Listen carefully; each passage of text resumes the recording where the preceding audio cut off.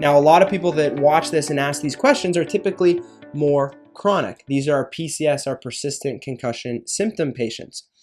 There's only been one study that we were able to find that's been done, and it was published in December. And again, we couldn't get the full study because it was a conference presentation that only has an abstract publication. This was published by Aura and colleagues, A-U-R-A, Aura and colleagues, in December of 2019. So basically a month, about 6 weeks ago. They looked at ocular motor deficit, so eye movements. They looked at saccadic eye movements, examining the eyes and watching things move and having these like skipping effects.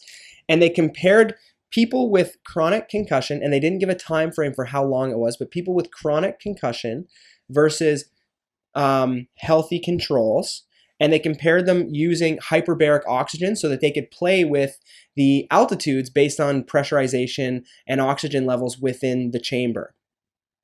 And they would test them on these eye motions. So they had 3 conditions. Condition 1 was what they call normoxia, meaning like surface level, sea level oxygen.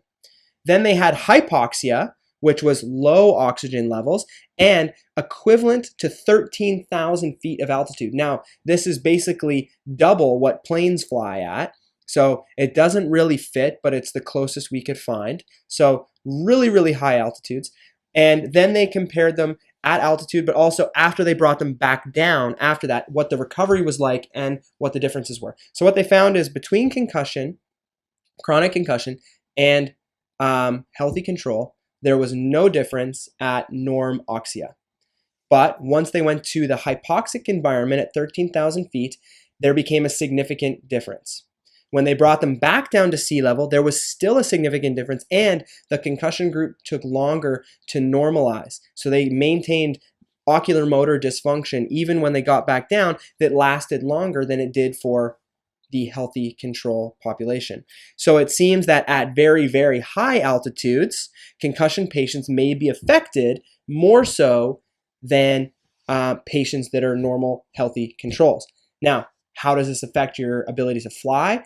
Well, we don't know because 13,000 feet is a lot higher than 7,000 feet, right? It's almost double. So in terms of its ability to affect flying, I'm not really sure.